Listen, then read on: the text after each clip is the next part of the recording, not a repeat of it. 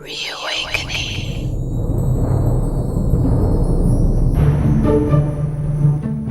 Welcome to Season 4 of Reawakening, the Dream Interpretation Podcast. I'm your host, Chris Mann. Before I'm joined once again shortly by dream analyst and spiritual life coach Yvonne Ryba, I just want to say thank you for continuing this quest with us. It's a journey we began in 2011 as a segment in my pop culture podcast, Reimagine That. And over the years, I've grown to appreciate just how much that interpreting those sleep time messages from our subconscious minds is really a spiritual quest of sorts. And this week, we look at the deeper significance of flying in our dreams. In particular, what does it mean to miss our flight? This one's another eye-opener, so let's get reawakened once more with Yvonne.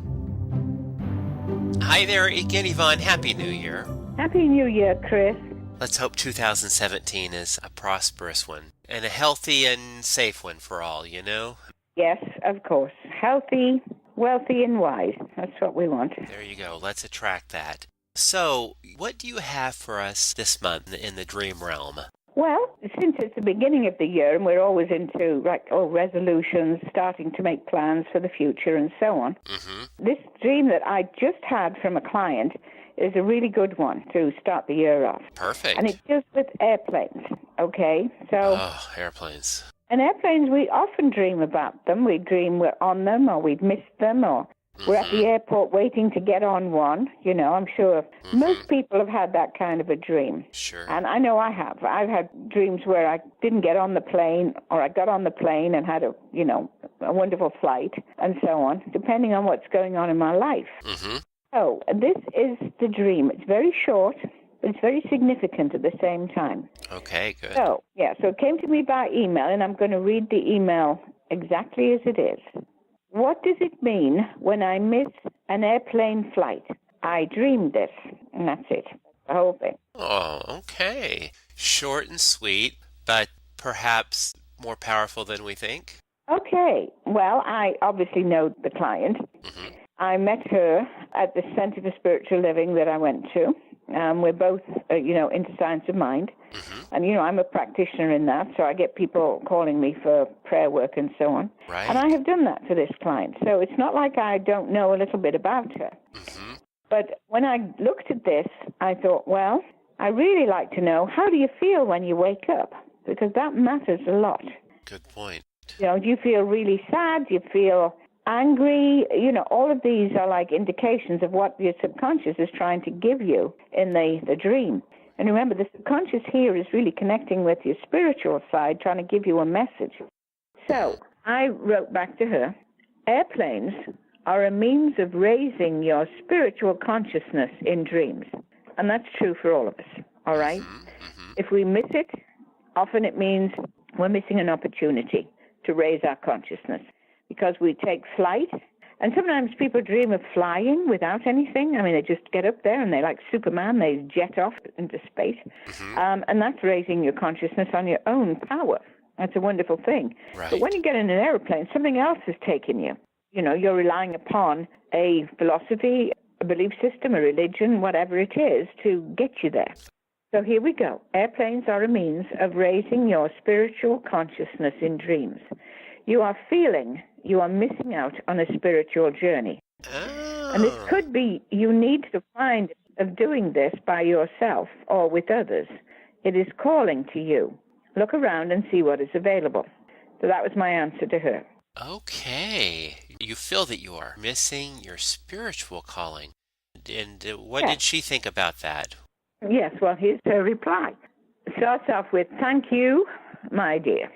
Well, I want to start my own business working for God, helping women with self-esteem issues. And I keep being scared to quit my job and to do Spirit's calling. I have a business consultant who is giving me excellent direction. I'm so excited about the possibilities. I thought this dream meant I missed my calling or I missed my chance. So I'm very thankful for this interpretation. Okay. And then lots of exclamation marks at the end of it. So there you go. That's what she wrote back. So I was right. She already had a spiritual calling in mind.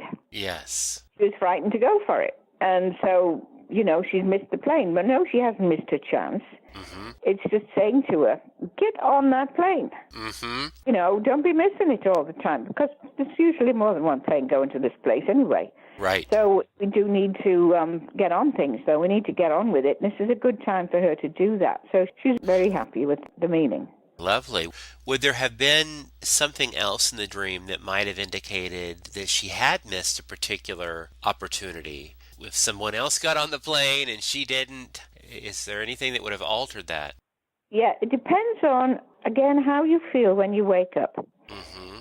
I remember once waking up feeling very upset because I'd been at the airport and I was looking for the plane, and my sister I could see her going up an escalator, very high one. She was headed out to wherever the gate was, and I couldn't get onto this thing, and so I missed the plane. Now, this is years ago, and my sister, she did leave England, and she came to Texas, and she settled here, where I am now, in Texas. And at the time, I felt like the dream was saying, you're going to miss her. She's leaving. You're not going to see her. She's going away. There was a big separation. So when I felt upset when I woke up, I recognized that it was going to be a big hole in my life, because she came over here to get married, and she did, and of course settled here. And it was years before I and my husband decided to emigrate here. So in the meantime, there was this big gap. So we did see each other, and we talked on the phone occasionally, but in those days it wasn't that easy. No. Now you can just email people, FaceTime, Right. all that sort of thing, Skype. Right. Everything is digital now. You can beam yourself up, so to speak. Exactly. So it depends on how you feel. With her, it was a matter of anxious, I need to get on and do this, but I'm frightened of giving up my job. Now, she's already started a new life by getting married again a couple of years ago or so, and she's very happy with her marriage. Yes. So now she's on the next step. It's time for you to open up to the calling and help. So she's a very positive thinker, very open, very friendly, a loving person, gets along with people, easy to talk to. She'd be wonderful doing this kind of thing. So that's great. See how that goes, yeah. I like it. Well, you gave her some good inspiration there. With an airplane, if it can mean raising your spiritual consciousness. Yes. Let's say you get on the plane, but you have this fear, which a lot of people do. I have had a major fear of flying because you're not at the controls. Is there something there about spiritual consciousness and that feeling of not being in control? Can those two things speak to each other? Yes, of course. It can happen in any vehicle, not just a plane. It could be a car. You find you're the backseat driver or whatever. I think I told you about my dream where I was in a plane all by myself. Yes, I remember you telling me about that one. Yes. That's scary. What the heck? I looked around. There's not another soul on this plane. And it's a big plane. It wasn't just a little two-seater thing. We're talking about a jumbo jet. Oh, my Lord. And I was like, what? What am I doing here all by myself? How did I get here? How did I have a whole plane to myself? And I thought about going up to the pilot. But at that point, I looked out of the window, and it was all clouds. It seemed to be clouds for a long time. And then the clouds parted, and I saw the mountain. Okay. And I think I did mention this in a previous recording, that the mountain was very distinctive, and it had a heart shape, sort of like indentation in the middle of it. And I realized, and I thought, there's a holy mountain, a sacred mountain. It must be where the great teachers or the avatars live or send out their messages or whatever. That was my dream. Okay. Yeah. Years later that I saw a picture on TV it was about Peru, and I saw Machu Picchu. And I recognized it as the mountain, and that is a sacred mountain to the Mayans, who went up the mountain in the summer and did their ceremonies and so on. And the mountain was their sacred thing. And sure enough, it has an indentation like the heart in the middle of it.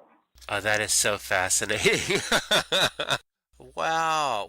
clearly that was a spiritual dream. So we need to stop and think, even if you have this short dream that seems somewhat mundane, it really can be a spiritual message. So put it in the context of your life, what's going on, and examine these spiritual meanings to see how, and like you said, how you feel when you wake up from the dream or within the dream, right? Absolutely. When you wake up, it's a different feeling than when you wake up and you're angry or you're anxious or whatever. You have to kind of identify, what am I worried about? Why am I angry? With me, I felt quite elated when I woke up. I thought, wow, I have been given a special message here. Mm-hmm. I am in a place on my journey where I can reach, whatever you want to call it, the mountaintop. Right. I can get there if I, stay on track. Mm-hmm. And the dream ended there. So, I didn't land or anything. It just said, you're on track. You just keep on going. And have faith that, this thing's going to sort of pilot itself, or God is your co-pilot, whatever you might want to look at that as meaning. But rather than being scared, you just sort of have that faith that you're on track, you're in flight, and go for it. Yes, exactly. Good stuff. Well, I'm going to have to re-examine if I have another one of those scary plane dreams. I'm going to have to go, okay, let me see. Maybe there's something positive here.